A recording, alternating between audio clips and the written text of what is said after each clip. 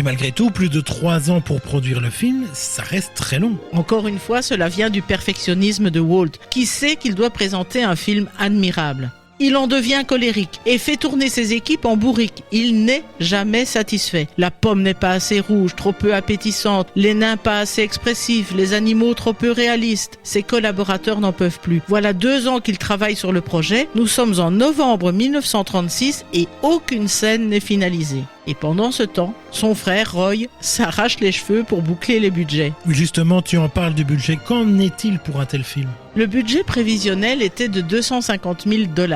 Walt envisageait de ne pas dépasser les 500 000.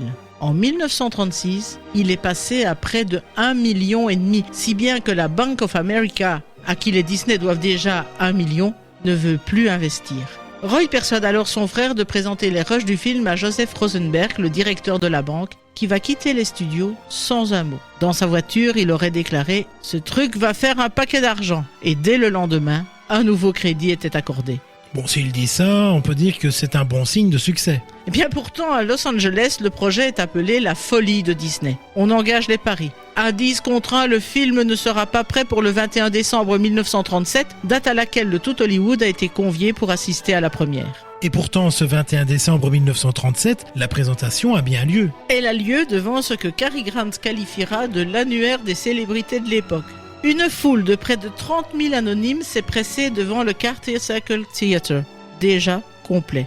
Inquiet, Walt prend place dans la salle.